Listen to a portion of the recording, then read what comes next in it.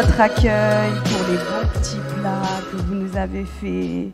Vous avez vraiment pris soin de nous et on vous remercie. En tout cas, j'espère que vous allez bien ce matin. Est-ce que ça va? Ah, moi en tout cas, ça va plus ou moins bien. J'ai été à la mer hier, j'ai découvert vos belles petites plages et du coup j'ai attrapé un petit peu froid, mais ça va aller par la grâce de Dieu. Donc si entre-temps je tousse, je sais que le sonorisateur il est avec moi, il va pousser un petit peu sur le bouton pour m'aider par la grâce de Dieu. Alors, comme l'a dit le frère, donc je me présente, je m'appelle Siam, j'ai 34 ans, je suis mariée à Grégory Baudolec, ce beau jeune homme au premier rang, voilà. Nous avons 2 petites filles, Alissa qui a 7 ans, Mila qui a 11 mois. Elles sont actuellement avec les grands-parents. Et donc ça fait 18 ans que j'ai donné ma vie à Jésus. Et je n'ai jamais regretté ce jour-là. Alors pourrez-vous dire, mais Siam, qui étais-tu avant? Eh bien tout simplement, pour vous expliquer le contexte, j'ai grandi dans une famille musulmane. J'ai grandi dans une famille très croyante, très religieuse. J'avais 3 grands frères, une petite sœur, et on a beaucoup grandi avec beaucoup d'interdits. Donc on n'avait pas le droit d'écouter de la musique, on n'avait pas le droit d'avoir des amis, on n'avait pas le droit voilà, de faire tout ce qui était à l'encontre de la religion. Et surtout, nous les femmes, on était vraiment pas très bien considérées. Il fallait qu'on grandisse comme une fille de bonne famille, irréprochable, sans souci. Et donc on était éduqués pour, voilà, principalement pour faire le ménage et la nourriture et être des femmes qui devions avoir des enfants. Donc j'ai subi toutes sortes de violences physiques et psychologiques, puisque dès qu'on allait à l'encontre donc, des règles qui étaient instaurées ou de la religion, eh ben, il nous arrivait souvent, régulièrement, de recevoir des coups pour pouvoir qu'on puisse nous rentrer finalement dans ce moule, dans ce cadre qui était mis. Alors j'avais 3 grands frères, j'ai un frère aîné en particulier qui s'est complètement radicalisé et qui a radicalisé toute la famille. Un jour, il rentre de boîte de nuit, c'était un jeune qui aimait faire la fête, et un jour, à 6h du matin, il rentre de boîte de nuit. Bien sûr, mon père s'est énervé, etc. Et il a dit, voilà papa, moi demain, je m'en vais au Yémen. Et donc il part au Yémen, et c'était vrai, le lendemain, il est parti, je n'ai plus jamais revu mon frère. Je l'ai revu des années, des mois après, et il était complètement métamorphosé. Donc il a essayé d'instaurer des choses au sein de notre famille, et ça a été vraiment catastrophique, puisque mon papa, à cette époque-là, était très malade, ne pouvait pas asseoir son autorité, et donc ce sont mes frères qui ont pris l'autorité à la maison. Alors oui, c'est vrai qu'à cet âge-là, à l'âge de 13 ans, j'étais très rebelle aussi. Il faut aussi dire les choses telles qu'elles étaient. J'avais beaucoup de mal à rentrer dans le cadre de la religion. C'était compliqué pour moi. Alors oui, j'ai essayé de prier 5 fois par jour. Oui, j'ai essayé de faire le ramadan. J'ai essayé de tout mon cœur, mais au fond de moi, j'étais vide. Il ne se passait rien. À l'âge de 8 ans, à partir de 8 ans, j'ai subi un abus, un viol de la part d'un membre de ma famille. Ça a duré sur plusieurs années. Et donc chez nous, ce genre de choses, c'est tabou. On n'en parle pas, c'est caché, on ne peut pas en discuter. Et depuis plusieurs années, voilà, ça s'est passé. Et même en priant 5 fois par jour, en demandant à Dieu de m'aider, je me sentais vide au-dedans de moi, j'étais détruite par la vie finalement, complètement détruite par la vie. Et à l'âge de 13 ans, je décide de prendre mon sac à dos et je décide de partir de chez moi. Alors je décide de partir de chez moi, pas pour faire ce que je veux, aller en boîte de nuit ou autre, pas du tout. Pour vous donner un aperçu, c'est qu'à l'âge de 13 ans déjà, tout ce que je voulais, mon rêve, c'était principalement d'avoir un travail, d'avoir une voiture et un appartement. C'est fou à l'âge de 13 ans hein, de vouloir rêver ça. Hein. Je suis sûre qu'il y a des jeunes de 13 ans dans la salle, il ne reste pas forcément d'avoir un appartement.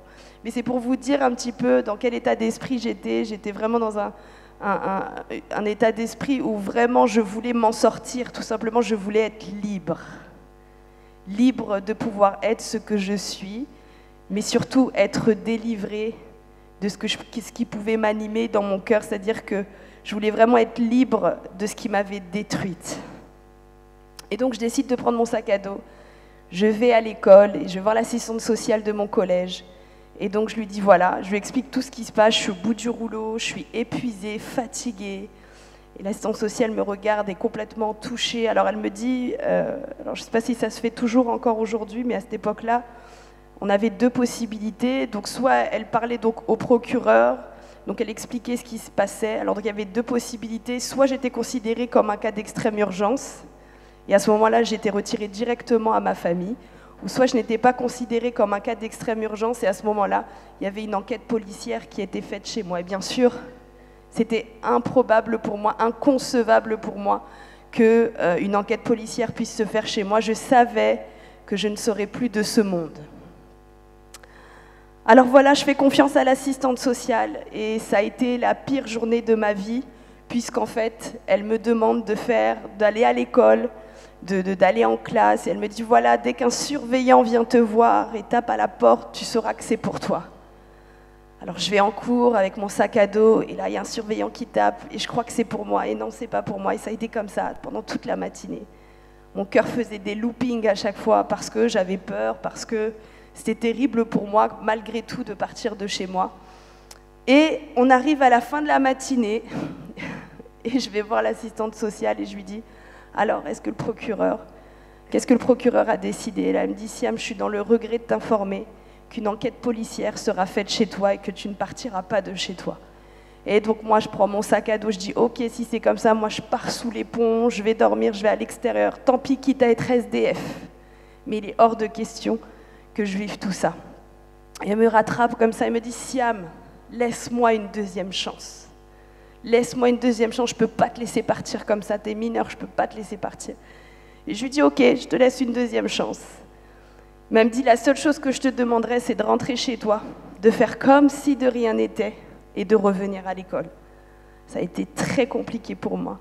Alors je rentre chez moi, mon papa vient me chercher. Et là, comme de par hasard, mon papa, c'est le plus gentil du monde. Il prend le temps avec moi, il me fait à manger.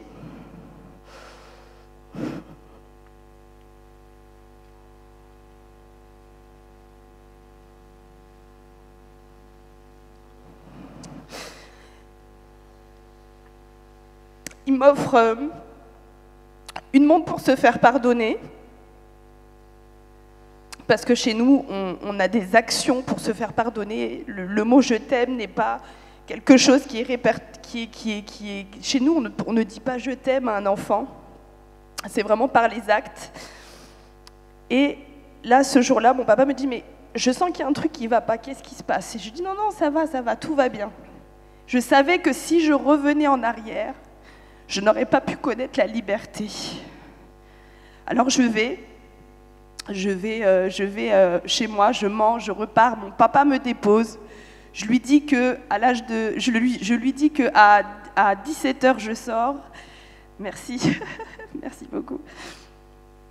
Je lui dis que je sors à 17h, alors que je sortais à 16h. Là aussi, je mentais, c'était dur pour moi. Et il me dit ok, pas de souci. Et quand il me dépose, je savais que si je me retournais, j'allais pas partir.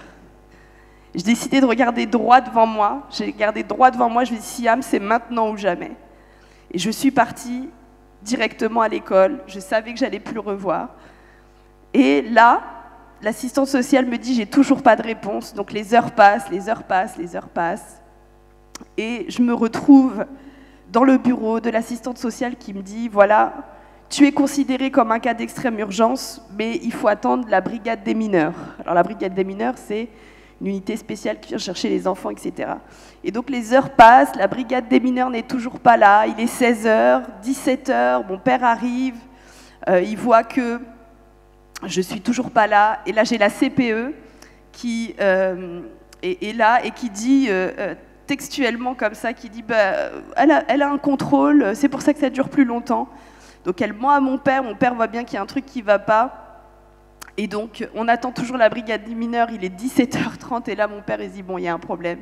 Donc il rentre dans le bureau du proviseur. Le proviseur lui dit, voilà, votre fille a été placée pour ce qui se passe, etc. Donc il lui cite les faits.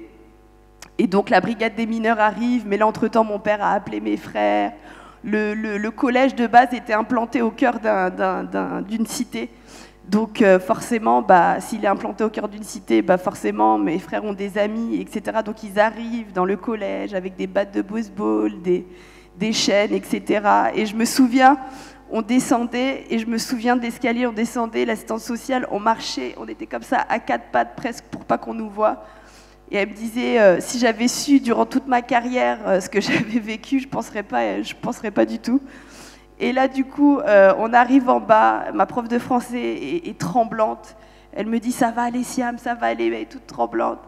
Et donc, du coup, elle échange de vêtements avec moi pour pas qu'on me reconnaisse. Et là, on arrive, la brigade des mineurs arrive, ils me prennent, ils m'extirpent.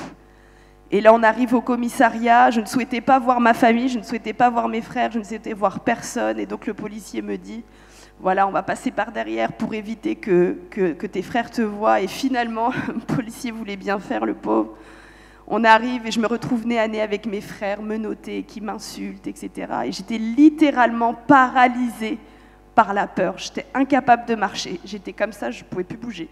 Et il y a un policier qui crée une réaction chez moi, il me pousse pour me monter à l'étage. Et donc là, il est 2 heures du matin, je donne ma déposition, j'explique ce qui se passe. Et donc il y a une autre assistante sociale qui vient me voir, qui me prend et qui m'emmène dans un foyer.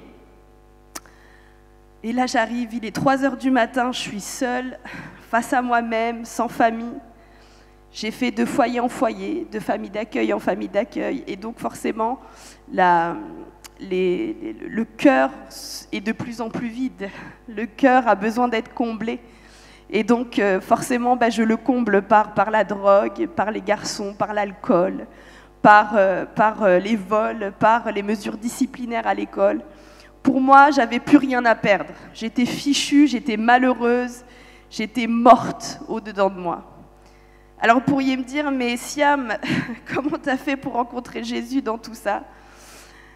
Tout simplement, à l'âge de 16 ans, j'étais sur la terrasse de mon foyer et j'étais au bord du suicide, tout simplement. Au bord du suicide, et il y avait un pont juste à côté du foyer. Je voulais juste m'y jeter parce que je me disais tout simplement, une Siam de plus, une Siam de moins, qu'est-ce que ça change ? Et je m'adresse à Dieu directement parce que, qu'on le veuille ou non, j'avais une notion de Dieu, j'avais une notion que Dieu existait. Et j'ai dit, toi là-haut, toi là, si tu existes vraiment, je ne sais pas s'il faut être juif, chrétienne, musulmane, tout ce que tu veux. Moi, j'ai besoin d'une famille d'accueil. Et pourquoi je disais ça ? Parce que j'estimais que j'avais besoin d'un cadre familial pour pouvoir évoluer et avancer. Et on était 15 dans ce foyer-là. 15, j'étais la dernière arrivée. C'était juste impossible pour moi que Dieu puisse faire quelque chose pour moi. Mais j'ai quand même crié mon désespoir et j'ai dit, je ne sais pas ce qu'il faut être. Mais ce que tu choisiras, je le saurai. Ce que tu choisiras, je me soumettrai à ce que tu décideras. Et sans le savoir, j'ai fait cette prière à Dieu. Le lendemain, j'ai mon éducateur qui vient me voir et qui me dit « Siam, je comprends pas, on a trouvé une famille d'accueil pour toi. » Et là, je bug, quoi. Je suis comme « Comment ça, t'as trouvé une famille d'accueil ?»« Oui, ils veulent t'avoir dès ce week-end-là. Ils veulent absolument avoir un week-end avec toi. Ils veulent s'occuper de toi. » Je dis, mais attends, il y a 15 autres personnes derrière. Il dit, moi non plus, je comprends pas. C'est pas grave, tu vas faire l'adaptation. Et il y avait même d'autres jeunes à côté de moi qui disaient, mais attends, elle est arrivée en dernier et c'est elle qui part en premier. Et là, je m'arrête et je me dis, c'est pas possible, me dis pas que c'est Dieu qui m'a répondu.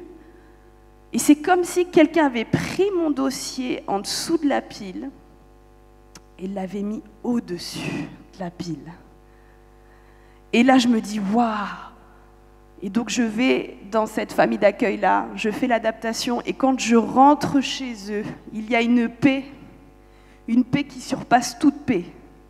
Un amour, mais exceptionnel. Elle me dit, voilà, Siam, nous, on accepte de faire à manger pour toi, parce qu'à l'époque, je mangeais halal. Ceux qui ne savent pas ce que c'est, ce sont des viandes qui sont sacrifiées avec des prières faites. Et elle me dit, moi, ça ne me dérange pas. Moi, ça ne me dérange pas. Je prends le temps pour toi, de faire à manger pour toi, et moi, je ferai à manger pour moi. La seule chose que je te demande, Siam, c'est juste de respecter. Nous, on prie à table avant de manger. Je dis, OK. Ils se mettent à table, ils commencent à prier avant de manger. Et là, ils sortent le Père, le Fils, le Saint-Esprit. Je me suis dit, qu'est-ce que c'est que ça encore? Et là, ça vient me frapper. Je me dis, mais mince, j'ai dit à Dieu, mince. J'ai dit que si me donnait une famille d'accueil, je serais ce que lui aurait décidé. Mais pour moi, c'était impensable de passer de musulmane à chrétienne. C'était inconcevable pour moi. C'est quelque chose, c'est comme si je remettais en cause toute mon éducation. Mais je me sentais tellement bien. Et donc, la semaine qui a suivi, je dis « Ok, je veux bien venir chez vous ». Et donc, ils prennent mes bagages, on va dans la voiture, et là, ils mettent ce chant dans la voiture qui dit « Dieu Tout-Puissant, quand mon cœur considère tout l'univers créé par ton pouvoir, le ciel d'azur, les éclairs, le tonnerre. » Et là, moi, je pleure. La famille d'accueil me dit « Mais qu'est-ce qui se passe ?» Je dis « Non, ça va. » Et en plus, je n'aimais pas pleurer devant les gens avant. Et là, je l'ai fait ce matin. Zut oh. Et ce qui se passe, c'est que en fait, je suis saisie. Et il y a comme une petite voix au fond de moi qui me dit « Tu vois, Siam, tout l'équilibre que tu cherchais depuis des années, il est là. C'est moi, l'équilibre. C'est moi. » Et je suis complètement bouleversée. Je demande à ma famille d'accueil une Bible. Ça m'a fait toujours rire, ça. Je lui avais demandé une Bible le matin, le soir même, je l'avais eue. Elle a couru pour aller me chercher la Bible. Et je me mets à lire la Bible et je me remets à parler à Dieu. Et à un moment donné, je me dis, mais Siam, tu es complètement folle, tu parles à un mur. Tu parles à quelque chose qui n'existe pas, qui n'est pas tangible, que je ne peux pas voir.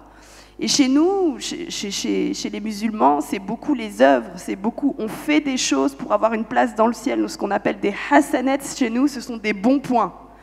Dès qu'on fait des bonnes actions, on les accumule. Et après, plus on en a, et plus on a une place au ciel. Et pour moi, c'était impossible que Dieu s'adresse à moi. Et je me remets à parler, je dis, voilà, bon, j'avoue, j'ai demandé une voiture, ça n'a pas marché. Mais j'étais là devant Dieu et je parle à Dieu, je lui parle simplement. Et il y a une petite voix qui vient au fond de moi qui me dit, va dans le psaume 143. Et je vais dans le psaume 143, et vous savez quoi? C'était tout juste ce que je venais dire à Dieu. Et là, je me suis dit, waouh, Dieu parle, c'est pas possible, je suis folle. Donc je cours, je descends en trombe, je vais voir ma famille d'accueil. Écoute, il faut que je te parle. Absolument, va pas voir les psychologues, va pas voir les psychiatres, je veux pas de traitement, j'ai pas de problème psychologique, mais il faut que je te dise quelque chose. Elle me dit, oui, je t'écoute, vas-y. Ben, je crois que Dieu me parle. Et là, elle se met à exploser de rire. Et elle me dit, Siam, Jésus t'aime, Jésus veut le meilleur pour toi. Et là, elle me parle de la croix. Et moi, je suis là. Je bois ses paroles. Je me dis, mais c'est fou, c'est dingue. Oui, moi aussi, Dieu me parle, etc. Et on prie pour toi, etc. Et je dis, je vais aller dans votre église. Elle me dit, ok, pas de souci. Et je me souviens, comme j'étais mineure, il fallait demander l'autorisation à mon éducateur. L'éducateur, il dit, vu comment ça l'a changé, aucun problème, allez-y à l'église. Même l'éducateur avait vu quelque chose. Et on va aller à l'église, et là, le prédicateur qui prêche sur ma vie au complet à un tel point que je pensais que ma famille d'accueil avait tout raconté. Précis. Plus précis, je crois qu'il n'y avait pas, je crois que Dieu m'attendait. Et là, il dit, voilà, si c'est toi, approche-toi sur le devant et donne ton cœur à Jésus. Et je me souviens, j'étais au fond là-bas, je traverse toute la salle, et je viens ici et je donne mon cœur à Jésus. Complètement. Alors, vous pourriez vous dire, mais qu'est-ce qui a changé, Siam, chez toi depuis? Qu'est-ce qui a changé? Eh bien, ce qui a changé, c'est que je me sens plus seule. Je suis plus vide, je sais que Jésus marche avec moi. Et souvent, je dis, c'est ton amour qui m'a sauvée, Seigneur. C'est ton amour qui m'a délivrée. C'est ton amour qui m'a changée. J'ai plus jamais manqué l'amour d'un père et d'une mère. Parce qu'il m'a complètement bouleversée. J'ai pardonné à ma famille, à mon agresseur, à moi-même. Dieu a restauré mon cœur brisé, ma relation en tant qu'enfant de Dieu, en tant que femme, en tant qu'épouse, en tant que mère. Je sais qui je suis en Christ. Alors si je peux vous donner un encouragement, je l'ai raconté toute la semaine mon témoignage, mais là je sens que Dieu veut vraiment dire certaines choses. Dans la Bible, il est écrit que, dans le psaume 34, 8, « L'Éternel est près de ceux qui ont le cœur brisé. Il sauve ceux qui ont l'esprit abattu. Le peu de foi que tu as, le peu d'espérance, Dieu entend ta prière, il est près de toi. Il te dit, lâche pas, me délaisse pas, sois avec moi, moi je marche avec toi. Juste Dieu, tout ce qu'il demande, c'est que tu ouvres ton cœur, que tu le laisses faire. Et dans Matthieu 12, 20, il est écrit, il ne brisera point le roseau cassé, il n'éteindra point le lumignon qui fume, jusqu'à ce qu'il ait fait triompher sa justice. Le roseau, à l'époque, c'était comme un bambou, je l'avais expliqué déjà à certains, c'était comme un bambou, ils en faisaient des instruments, des flûtes. C'est comme du bambou, et les enfants le faisaient pour faire de la musique, et quand il était brisé, il était jeté à la poubelle. Et si tu es là ce matin, tu n'es pas bon à jeter à la poubelle, tu n'es pas bonne à jeter à la poubelle. Dieu veut réparer le roseau brisé, veut réparer le cœur brisé que tu es, pour jouer une nouvelle mélodie avec toi, une nouvelle mélodie à la gloire de Dieu. J'ai mon verset préféré, je le dis tout le temps à chaque fois, mais c'est mon verset préféré, je crois que c'est pour quelqu'un. Également ce matin, c'est Jérémie 29, verset 11, qui dit « Dieu connaît les projets qu'il a formés sur vous, des projets de paix et non de malheur, afin de vous donner un avenir et une espérance. » Merci à tous, merci de m'avoir écouté.